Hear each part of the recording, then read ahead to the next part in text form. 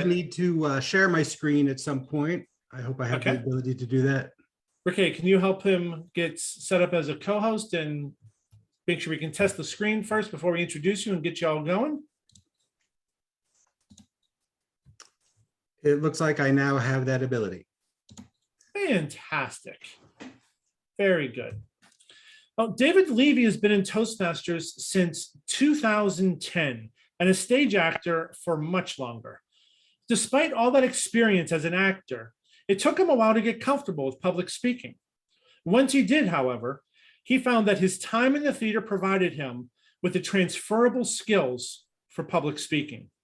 Skills that he has used in speech competitions, winning him 3 humor speech contest titles and 3 appearances at the district level in the International Speech Contest, including 1 trip to the semis.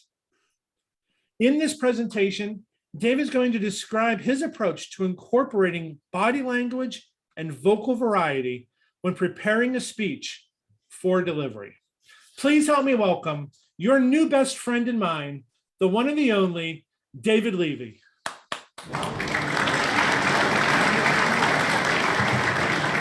Thanks very much, Scott. I appreciate it. I've never been to District 11 before. I was looking forward to actually driving there today. I just found out last night that this was going to be entirely online, which is why I decided that I would share a video with you as part of this presentation, since the technology became a lot easier.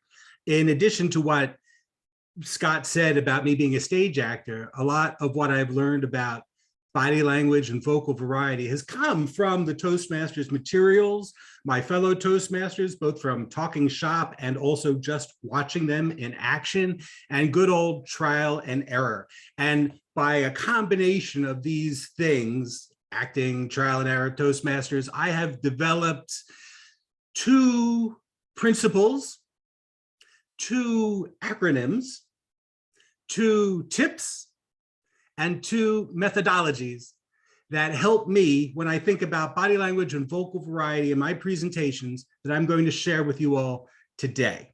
I'm going to start with the first principle.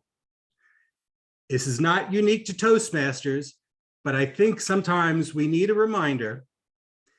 And the principle is that excellence, I hope you will agree, takes work, right?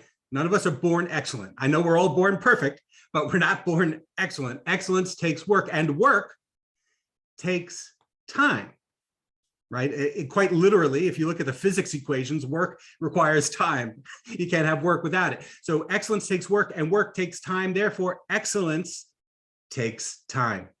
If you apply the transitive property, I promise there's very little extra math in here. Why do I bother to tell you that excellence takes time? Well, because I suspect, I don't want to accuse anybody, but I suspect that there are those among you who are like me. And like me, whenever I have a one and done speech to deliver, like for a Pathways project, I'm not going to do it again, then no matter how much lead time I give myself before that scheduled speech date, I will write or outline that speech. I will work on it and commit it to memory just in time to deliver it at the club. And it could be great. I could have good information and content. I could even be inspirational, motivational, make people laugh. But there's a very good chance that my body language and vocal variety, whatever I'm doing as part of the speech, will not be anything more than I might naturally do speaking. I was alive on this planet many more years before I was a Toastmaster than I have been since. And probably like you all, I have developed a certain vocabulary with my hands and my vocal inflections that makes up, my personal body language and vocal variety. And we could incorporate those naturally in speeches all day long. And our evaluators will probably tell us, hey, I didn't really notice anything that stood out, but it wasn't distracting. So good job with your body language and vocal variety. Well, I want us to be able to get more than distracting. And how are we going to do that? Well, if you're doing what I do and you're preparing your speeches just in time to deliver them, I would encourage you to find a way to create time. And I know that that's not so easy to do. There are, I know, among us, those immortals who are delivering speeches every week or every other week. Those people, I say, have time. And to you, I would say, if you're going to do a speech in 2 weeks, schedule it for 3 weeks. prepare it into, and then take that last week to actually contemplate body language and vocal variety. And I'll explain how to do that in just a little bit. For those of us, for the rest of us, we mere mortals who don't have all that extra time to work on our speeches, I would encourage you to take a speech you've already done and repeat it. So you're not starting with the blank page. What you're starting with is a speech ready to go. And all you have to do now is think about what to add on top of that, body language and vocal variety wise. And I am so excited nowadays that Pathways actually encourages us to repeat speeches as part of some of those level 1 projects where we do a speech, we get an evaluation, we do the speech again, only we incorporate the evaluation tips. I would encourage you that even if those recommendations did not include body language and vocal variety, to think about adding it. And why am I harping on this so much? Well, as Scott was mentioning earlier, this is the place where we are free to fail so that we can go out and succeed publicly, right? So what I'm hoping to encourage you all to can do here in Toastmasters is to practice these skills so that when in the world you want to use them, you've got them in your tool chest, ready to go. Before you've got a spear, you've got a stick and you need to sharpen it. Before you've got a wrench, you've got metal and you need to mold it. That's where this comes in. So put in the time, whether you add time to your schedule or you are repeating a speech and inventing time that way, I encourage you to do it. All right, so what is it you're going to do? I'm going to talk about body language first. And this brings up my first acronym. I like to say that adding body language to enhance your speech is as easy as pie. And I like to say that because my acronym is PIE, P-I-E, stands for pictures, indicators, and emotions.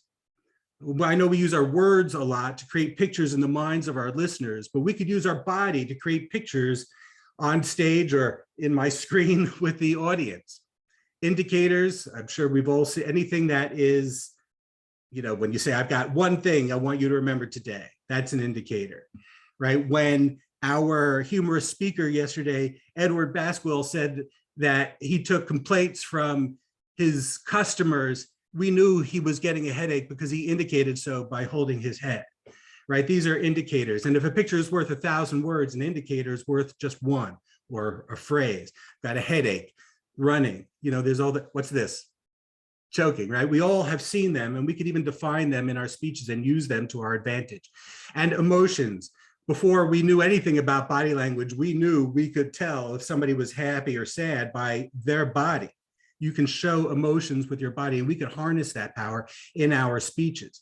So I'd like to get a little bit deeper into the discussion on these three things: pictures, indicators, and emotions. But first, I want to show you the video of my 2012 District 40 Humorous Speech Contest winning speech. I was going to try to recreate this in person or somehow describe it, but I'm so glad that the technology of being on Zoom makes it so much easier just to share the video. It is 7 minutes long, but it's funny, I think, and I'm sure you'll enjoy it. And there's a lot of examples of pictures, indicators, and emotions in it that we'll then be able to talk about.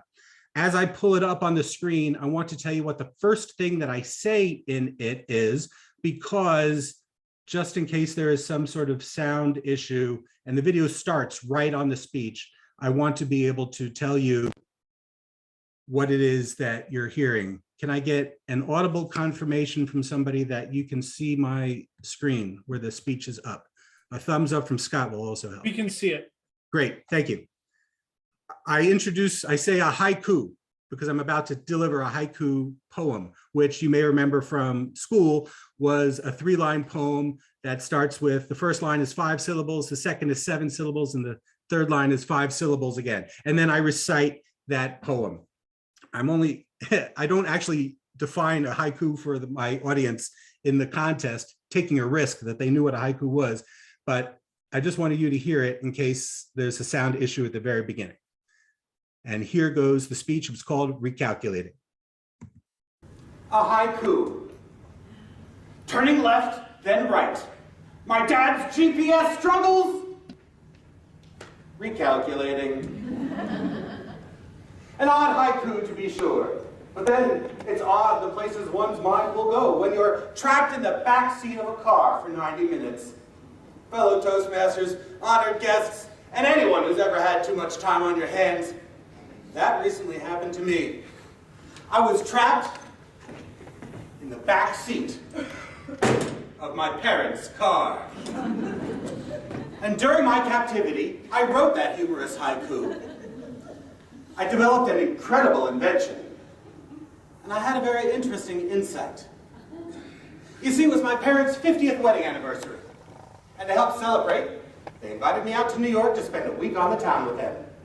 Broadway shows, fine dining, Times Square was a great trip. My parents were exceedingly generous. In fact, I'd say that the trip was perfect. If it wasn't for this one little thing. You have to understand that my parents practically grew up in Manhattan. They know the streets of New York as well as any cab driver driving today. My father certainly drives a lot like a New York City cab driver, which despite earlier comparisons to Roman cab drivers is still pretty bad.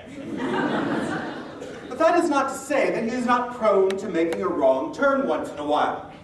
Which is why wherever they go, no matter how far the distance, my parents always start by plugging in their Garmin GPS system, which I applaud. But what then drives me nuts is they will argue with every piece of advice the Garmin gives them. And I don't use the word advice by accident. The Garmin might say, turn right. But it might as well say, I recommend you turn right, but if you have any other ideas at all, go for it. Because that's how my parents hear it. For example, in 500 feet, turn left onto Broadway. My mother, oh Al, Broadway's going to be so crowded this time of day. Go 2 more blocks up to 7th. Recalculating. Or the Garmin might say, enter the Brooklyn-Queens Expressway. My father this time, I hate driving on the BQE. I'm going on up to the Cross Island Expressway. Recalculating. And even when there's only one way to go, they'll still find a way to disagree with the Garmin. Cross the Manhattan Bridge. Oh, Al, that's ridiculous. Drive down that embankment and submarine your way across the Hudson. Recalculating. So I hope you can appreciate why, after 90 minutes of this, driving from the center of Long Island, where my parents live, to the center of Manhattan, that I would refer to myself as trapped in the back seat of that car?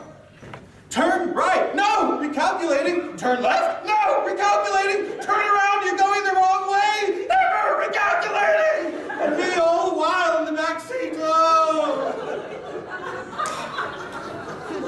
Well, when I finally got tired of rolling my eyes at my parents, I let my mind wander a little bit, and that's when I came up with my humorous haiku. And, proud of myself, I decided to share my haiku with my parents. But it turns out humor is really in the mind of the beholder. So I returned to my vinyl and velour prison, and that's when I came up with my incredible invention. Now hear me out. What if, instead of a GPS, a global positioning satellite, we could develop an LPS, a life positioning satellite. So whenever we made a wrong turn in life, it would just say, recalculating, and send us back on our course. I certainly could have used one of these last week. My girlfriend had invited me over for dinner. I was late and I didn't call, and when I got there, I said, I thought dinner was going to be ready. I know, believe me. I was there. I got the look. You know the look. You don't want the look. Well, that whole mess took a lot longer to clean up than if I had had an LPS on my hip. Imagine it this way. I thought dinner was going to be ready. Recalculating, drive 1.5 miles to the forest and don't come back without roses. Hey, honey, I brought you some roses. Is there anything that I could do to help with dinner? You have arrived at your final destination. I mean, wouldn't you buy one? I couldn't wait to tell this idea to my parents. I was going to be a gazillionaire. But at that particular moment, there was a three-way standoff going on in the front seat. My mother was insisting my father take the next exit. My father had ideas of his own, and the Garmin, having given up altogether, was now speaking only in Mandarin.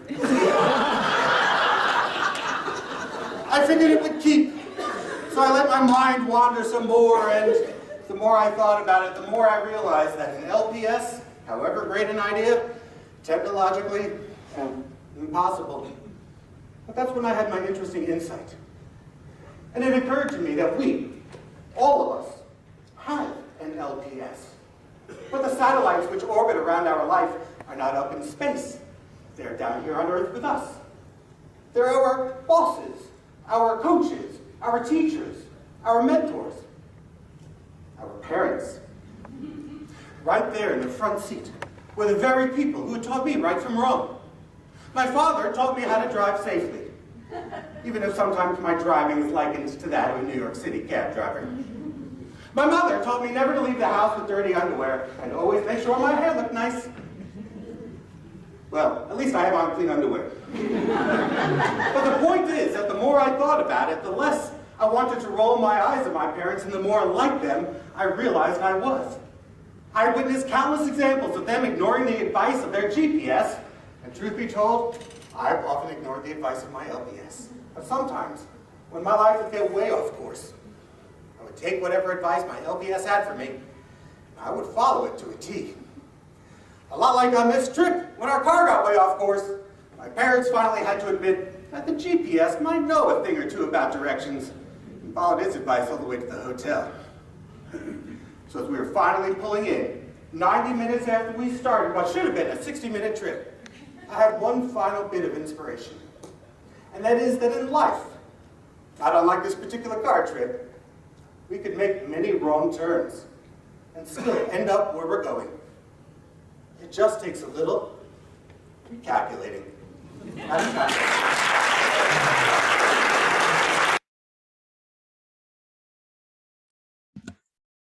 Thank you, thank you.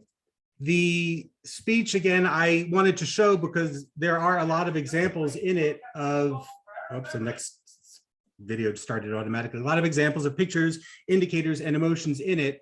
And it would be great to be able to just talk to them rather than have to describe them to you, in which a lot of the humor would have been lost in translation, I'm sure.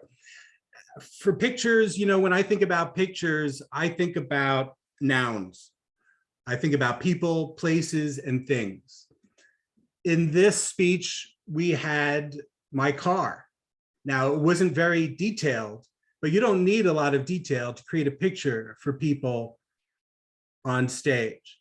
You know, you could use 3 lines to draw a triangle, but you could also suggest that very same triangle with 3 dots at the vertices, right? My car was suggested merely by this chair, which I described as the back seat, and I would occasionally gesture to the right and left in front of me to demonstrate the passenger seat where my mother was sitting and the driver's seat where my father was sitting.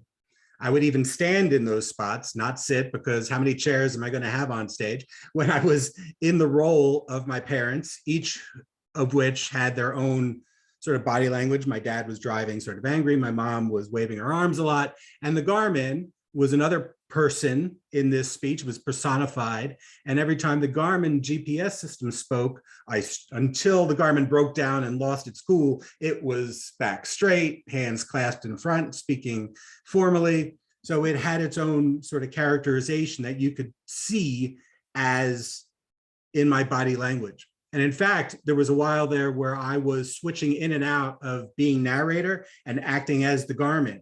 And to do so, I would step forward and talk as myself, and then step back and be the Garmin, and then step forward again and be myself. And just by making these little adjustments and using my body, I was able to step in and out of these people that I was portraying, myself and the Garmin, and you would know which was which when I was doing it, because I was being very careful to treat each one the same and be consistent about it. So creating a picture on stage like the car, what I mean by picture is every time I then talked about the car or my parents, I could gesture over to there. This 2-camera system they used to film this particular speech made it a little difficult to keep up, but if you could see the whole stage at once, you would have see me gesturing and you'd know that that's the car. And every time I point over there, I'm talking about my parents or the car. And because I had created that spot on the stage where there was this picture, again, you don't know what kind of car, you don't know if it's 4-door, 2-door, you don't know if it's a pickup truck even. I'm just talking about this car. And you could create your own car in your head as the listener. And it's maybe a good idea that I didn't give it too much detail, because then you could imagine your own family car. But just having this, some people use the word hologram there on stage that served as that picture, was useful for me as to deliver the message of the speech. Place could, now I don't have a lot of places that I talked about in this particular speech, but if you imagine telling somebody a story about walking into a cave and I could not believe how high the ceilings were, you know, you create a picture by looking up as you're saying those words. Your actions complement your words, and by looking high and saying those ceilings were really high, your listeners believe you because they see you looking up really high. That would be a place. And the things, I guess I had the GPS and, yeah, well, anyway, you could imagine it all. People's, places, and things. Pictures. Indicators are the things that we have used a lot in charades, right? We've got one syllable, sounds like, it's a movie, you know, all these things that we do. When we go to a restaurant, we ask the waiter from across the room, when you want the check, you go check. For those ex-smokers or smokers amongst you, you may recognize this one, which says, do you have an ashtray? But we use indicators in our speeches all the time. I pointed out one that Edward used in his speech last night. Graham Honaker used one in his speech when he said, I had a vision. And just by doing this, we know that this means a focused vision. This complements what he's saying. We talk with our hands a lot, and lots of times, like I'm doing right now, they don't really mean anything, but this meant something. This was focused vision. Anything over here and over here is outside my vision. This is what I'm looking at. And when he was talking about his vision of the perfect family vacation, perfect, as it turns out, family vacation. Indicators are a lot of fun to use, but they're not so easy to know when you could implement one. You know, a picture, if you're ever describing something to somebody in your speech, you could say, well, this may be a good place to think about how I could demonstrate a picture. But indicators is not so much. That's where a little bit of that effort, spending that time thinking about what can I do to enhance the speech using an indicator, comes into play. And I got to tell you, one of my favorite ones from last night, Sherry Hampton Farmer, talking about the power of words. Words matter, she said. Words can give you confidence and power, she said, making fists with each hand, fists which we know demonstrate strength. And then she said they could also have the power to debilitate. Now, if I was to ask you what was the hand gesture that represents debilitation, you would have a hard time thinking about it. But in her speech, debilitate was the opposite of power and confidence. And so going from this to the release of those fists was the perfect gesture. And I know she put some time into coming up with that. That did not just come out naturally. So these are ways that you could use to find indicators to use in your speech. Then there's emotion, right? We saw a lot of emotion in that speech I just delivered. There was my father, I don't want to drive on that particular road. My mother, that's ridiculous. The Garmin getting increasingly frustrated at my parents, and me in the backseat rolling around.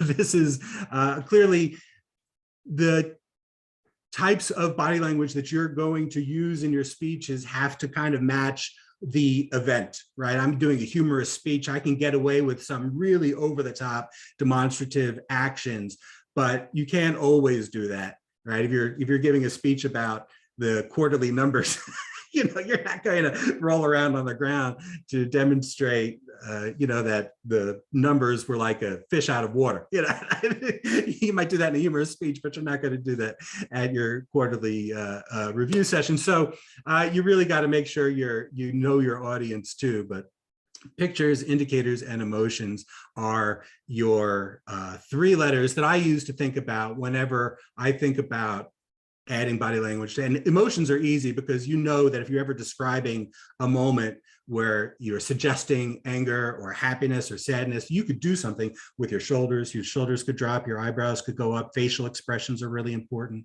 Or if you're happy and excited, your eyes open up, your body starts to get energetic, right? So our shoulders and our face and our hands and our sort of like speed of our movement, these are all things we can use to suggest whatever emotion it is we're talking about at a particular time. And when our body matches our words, then there's credibility. If your body doesn't match your words, it might lend to humor. It might be good to suggest sarcasm. Oh, I loved that trip. Shaking my head when my words are saying something positive, my head is saying something negative. You can use it to humor, but for the most part, in general, we're using it to complement what it is we're saying. Now, I want to give you a tip as far as body language goes. When you are going on to, this is my first of my 2 tips today, when you're going on to stage or you're about to do something in which you're relying on your body to help convey the message of your presentation, stretch.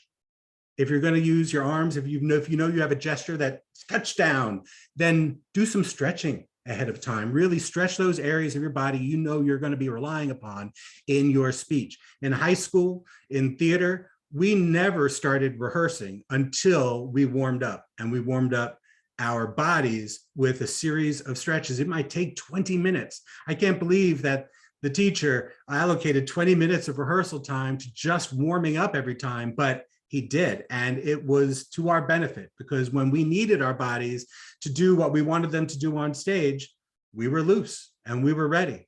And there are exercises you could do, not just to stretch up to the sky and stretch your arms, but you can isolate your neck and stretch it in different ways. Even, you could isolate your rib cage and stretch it around. You could isolate your hips, and you could do things with your legs as well. We all had to do that in gym class probably, and not my favorite class in school, but stretching is highly recommended then for any time that you're going to be relying on your body to help you convey your message.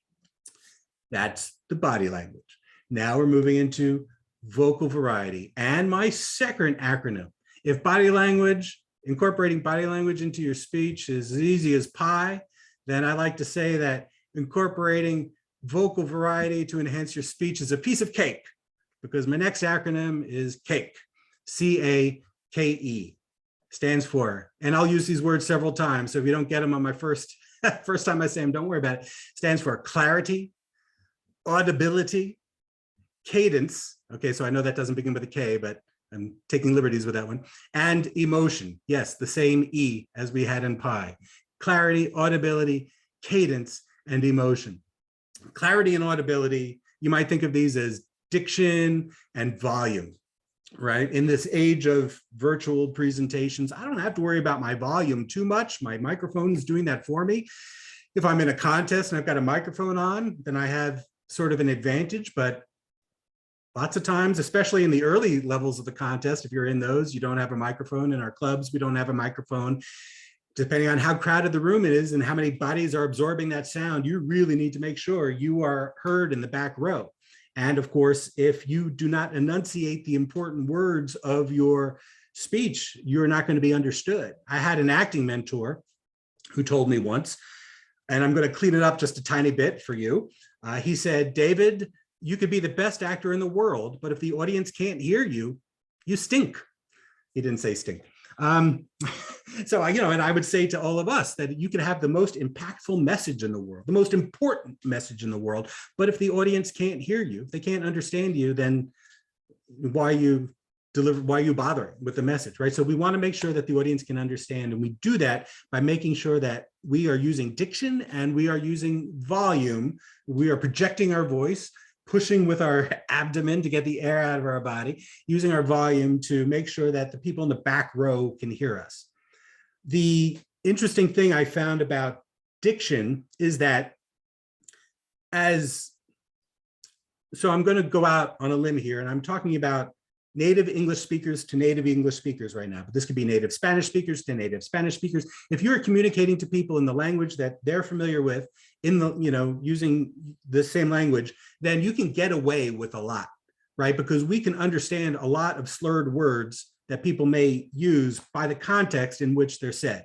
So I could tell you I was out all night last night, but I didn't say out all night last night. I said out all night, right? Out all was like one word, but you knew I meant out all because you're familiar enough with the language. You hear the context. You've heard the phrase out all night before, and I could get away with that.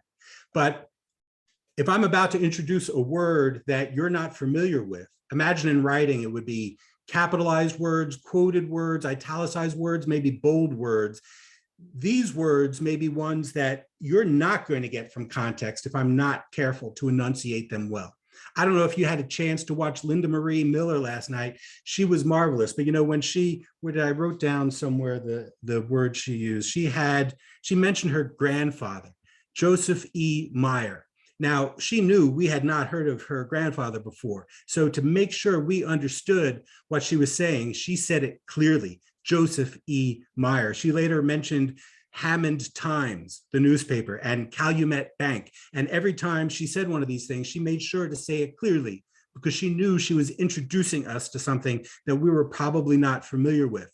Marty Rowan did this last night in her humorous speech when she said that her grandmother wanted her to be named Ethel Arnold Sprigg. You know, she really made sure to enunciate it because nobody's heard that name before, and she would tell you thankfully, right? So to enunciate, you have to keep in mind what it is the audience is not aware of. A 50-cent word, you know, a word that is just not in common practice. When I mentioned the LPS in my humorous speech that you watched a moment ago, I knew that if I just said LPS, it might sound like a word, or I wanted it to make sure people understood it was an acronym that contrasted with GPS. And so I was being careful to enunciate LPS the first time that I said it. You just have to imagine what it is the audience may not understand. And if you can't do that, this is kind of part of one of my tips later, but record yourself, because you're going to be your worst critic. And somebody may forget to tell you that they didn't understand this word or that, but if it's important to you that this speech be clear and audible, because maybe you're going to do it again later, you're going to want to know where the hiccups are. So if you could listen to it as an audience member, maybe 2 days after you've delivered it, this will give you an indication of like, oh, I didn't understand that. I really better make sure to enunciate there, because you don't have to enunciate every word. We can get away with a lot, but it is important in a lot of places. Clarity and audibility. Now the K for cadence. Okay, I couldn't come up with a real K word, but I do love talking about cadence. This is what Toastmasters teaches as pace, pitch, pause. We all have our natural cadences that we use when we speak. Sometimes we talk in an aside, sometimes we come in hot. We have a way to talk that we almost can't hide. I mean, if I believe what I watch on television drama, you could disguise your voice on the phone, but your cadence is like a fingerprint that the FBI can use to track you down. So I don't know if that's real or not, but this always has me thinking. I like to sound natural when I'm speaking. I like when I'm listening to people who sound natural. If you ever saw Ferris Bueller's Day Off, there was that one teacher who spoke in a monotone voice, and he did so to exaggerated effect because we wanted to, they wanted to indicate just how boring this guy was. And if you sort of like just memorize your speech word for word, there's a very good chance you're going to recite it as you're remembering each word, and you're going to lose that variety that makes up your natural cadence. I just implore you to try to find a way to capture that naturalness that you are imbued with. That's what makes each of us different, is our personal cadences. And I think it just, well, I just can't stress it enough. I think it's a really important factor. You know, so Linda Marie Miller, again, she told these great 3 stories in her speech last night in her presentation. The first one was this hilarious one about having to deliver a presentation in her business school, right? And she talked about how nervous she was, and she was late, and she ran there, and they called her name, and and in her mind she's panicking, and then she started to deliver her speech, and she was frozen with fear. She had this difference in her cadence based on whether we were sort of inside her head with her, feeling the panic she was feeling, or we were outside as one of her students witnessing her frozen self, unable to deliver that presentation effectively. this is an example of varying the cadence to make sure that we know that it goes with the story. We knew when we were inside her head, and we knew when we were outside her head, based on whether she was talking in that panicking frenetic mode, or she was speaking in that very serious deer in the headlights mode that she got into. Really excellent use of cadence there. The reason why I harp on it, I suppose, is because as an actor, when we memorize lines, we rehearse those lines over and over again. In the speech that I'm delivering today, this is not word for word the way I practiced it, not by a long shot, but in a play, you kind of are obligated, you bought the rights to the play, and one of those conditions are you're going to deliver the play as the playwright envisioned it, and that includes saying their lines, right? So you are required to say the words exactly as they're written. So these aren't even like the words you would choose, and it may be difficult to find a way to say them that sounds the way you would say them if you could change the language. I have practiced theater, acting to the extent that I sort of pride myself on being able to make it sound like I'm saying these words for the first time, because as an actor, when you see the show, I've said them hundreds of times, but as an audience member, that character on stage is saying them for the first time. And they don't even know what they're going to say until the other person says what they're going to say before them, because they haven't formulated a response until they hear what they're saying first. And just through this practice, I have been able to, even in the speeches that I do have memorized word for word, able to make it sound a little bit more natural by just remembering pauses, pitches, personalities, right? Pace, changing the pace. These are the P's, remember I mentioned Toastmaster, to try and make sure that my cadence is not lost in the delivery of my speech. And finally, emotion. And it is not an accident that this is the same word that the E stood for in body language with pie. Emotion is as much in the voice as it is in the body. And in fact, I would say that you could have emotion in your voice with a neutral body more than you could have emotion in your body with a neutral voice, right? It just doesn't sort of work. Like, how can I be so, my body is so jazzed up, but my voice is just normal? Like, how is that possible? You can use emotion to great effect, right? To demonstrate the, what it is you're trying to convey. Again, going back to, it was Edward's speech. He talked about visiting this customer's house who he had to tell her she had a hot water heater in her basement. And then she became suspicious. She said to him, "How do you know I had a hot water heater? Like, have you been in my house before?" But he was doing it in third person narrative, but he was still delivering it with that same sort of suspicious tone that his customer had. And it was really great to sort of amplify that moment. We understood the position he was in because of the way he delivered that narrative to us. It was really nice. You could see in a few instances in my speech recalculating, when I talk as the Garmin, even when there's a he because I'm a he, and that was the Garmin, and I'm the Garmin. So when the Garmin said recalculating the first time, was a little irritated because my mother said take 7th instead of Broadway. And then it was a little bit more irritated the second time because my dad wanted to take one highway instead of the other. And finally, it was really irritated to the point of frustration when they decided not to take the bridge, but to submarine a way across the river. This is just a way of adding that inflection into your voice. You don't have to say, "I'm irritated." You don't have to say, "I'm frustrated." You can convey it with your voice and using that language. Now, like I had a tip that you should exercise your body before you go on stage and use your body, I also recommend you exercise your voice. There are definitely things you could do. We did all these in part of our warm-ups and rehearsals in high school too.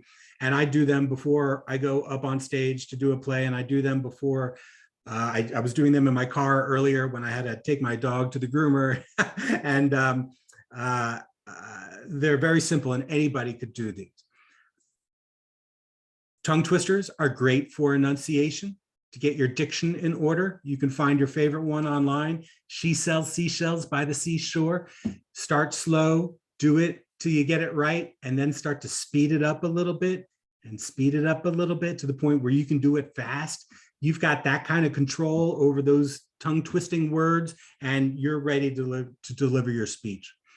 One of the ones I like to do, I call me, may, well, I think we called it in school too, me, may, ma, mo, moo. And the way you do it is you sort of sing, and I'm not a singer, but anyway, you sort of sing those words and exercise your mouth as you open wide, as you say each syllable. Me, may, ma, mo, moo. And you do that repeatedly, even increasing in pitch. Me, may, ma, mo, moo. And this gets your vocal cords warm. Me, may, ma, mo, moo. And it stretches out your face, because believe it or not, if your face is tight, then you may end up speaking like this for most of your speech. But if you could stretch out, your face before you speak, then you will have the liberty of open mouth vocalization and be able to get the message out that you're there to deliver. And another one that I like to do too, and this was, I never would have, nobody's ever said this except in high school, it's a breathing exercise.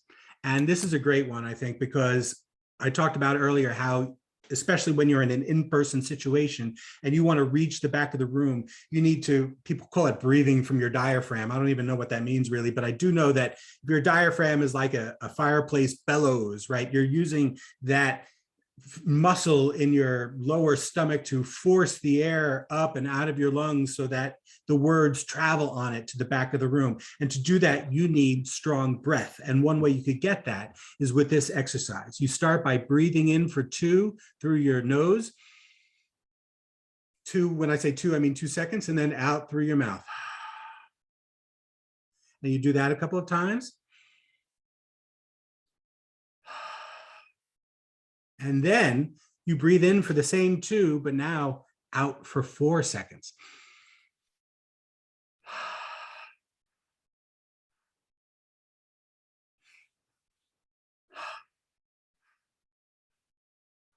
You do 2 and 6, and eventually 2 and 8. And here's where the value of that comes in. If you can get the breath that you need in a short period of time and use that breath for a long period of time, then you will undoubtedly find a natural point in those, say, 8 seconds to find your next natural breath, right?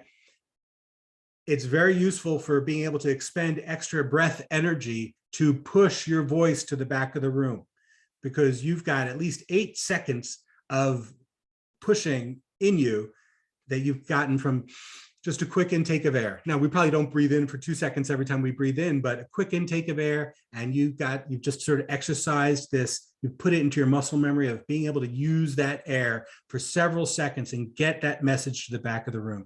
These are just some of the many vocal exercises you could do to help you be understood while you're delivering your speech. Highly recommend you find your favorites, maybe Google some more, and use them to your advantage.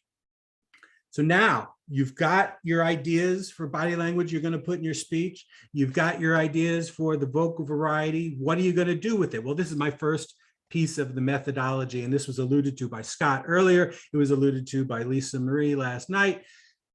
You got to practice it. You got to practice it in your club. Remember, Toastmasters is a learning laboratory where we are free to fail. So go ahead and find some opportunities for body language and vocal variety in your very next speech.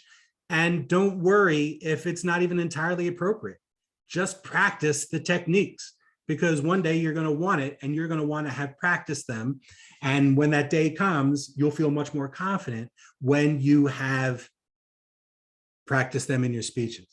So this methodology is live in-person practicing. You can practice for your family. It doesn't have to be for Toastmasters. You could practice for a friend. You could practice for yourself. I do encourage, as I mentioned earlier, recording and listening back, because I promise you, you don't sound or look the way you think you do. It does help to get that biofeedback. Sort of another principle that I kind of go by, and it's important when you go into your club to practice this, excuse me, that you give it your all, that you do not hold back. It is going to feel awkward at first. That's okay. But if you go in, and you saw in that speech, right, that where I'm rolling around on that chair in frustration of my parents, that was not in the speech at the club level. In fact, I didn't even have a chair and a car at the club level. One of my club members said to me, David, I like your speech, it's very funny, but I think you should have a car. You could bring out a chair and you could really demonstrate how frustrated you are by physically doing it in the chair. And I remember thinking that I thought this guy was right, but I also felt very uncomfortable doing it. I had never done anything like that before. I was nervous. I knew that I had time before my area level of this contest so that I could practice it and see if it worked. And so I figured I would try it in the club. It's supposed to be a safe space after all, and it is, and it was for me.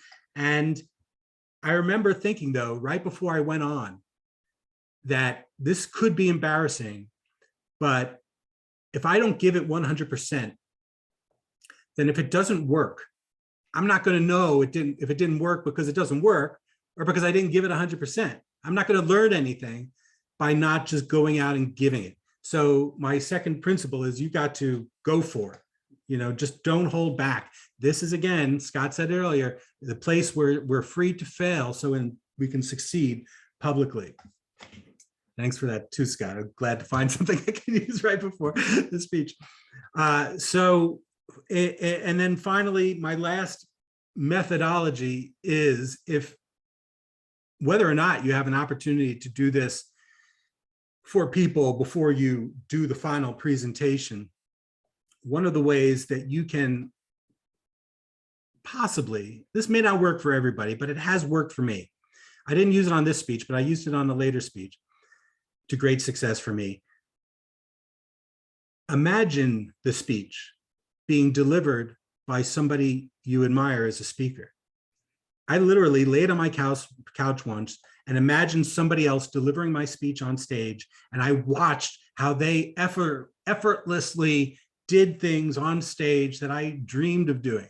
And then I copied what they did. And it did very well for me. This was the speech that took me to the semifinals that one year.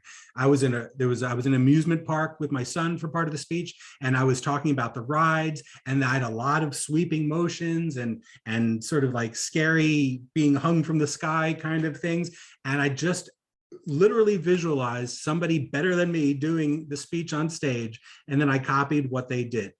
And again, I had to go in and be bold about it, because the first time I ever did that was at the division level of the contest.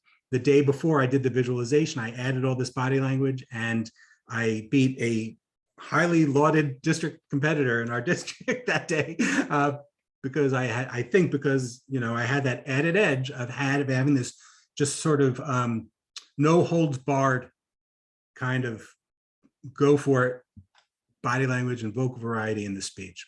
And so today I have described for you two methodologies: practice and visualization, two acronyms. I've given you pie and cake.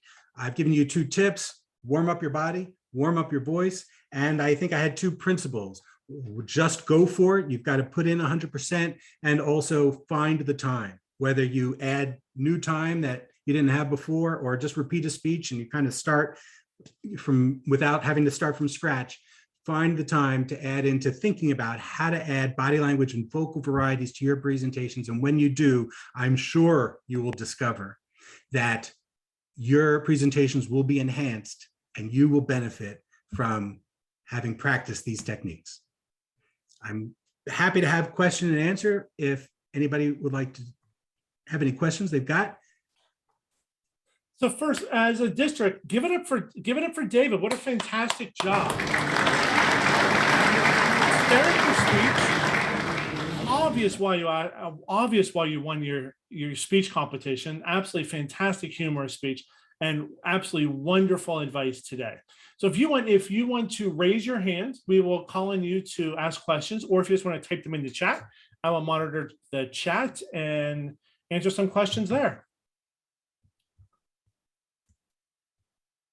So as people are thinking of their questions, David, I have one for you. Please. When are gestures too much? How do you manage the going between the appropriate gestures and being a caricature of the character you're trying to create? That's a great question. I'm sure that there is not a definitive line in the sand that you could draw that would be 1 pixel thick, like here's not enough and here's too much. But this is where I think recording comes in. One of the things that was been recommended to me before, and I have done this, is if you can videotape yourself delivering a speech in practice and then watch that back without the volume on. Again, I talk about us being our own worst critics. You will find yourself like, I can't believe I stood there the whole time with the pterodactyl arms, right? You've heard about those, or that I do this all the time throughout the entire speech. Why am I doing this? That doesn't even mean anything. You will start to see your habits. Excellent, Jedward, please do. The habits that you have that are like verbal crutches. And like our verbal crutches, some are okay, but we should really work on limiting them. So I recommend videotaping yourself and watching yourself back, because you're not always going to get your club members to point those things out to you. They might notice it and they might be able to share that with you, but they may not. Again, we're going to be our worst critics. Absolutely. So Robert Dean just said, it's not really a question, but a great statement. You put in the time, capturing examples from contestants and prior speaker makes for an exceptional connection with your audience.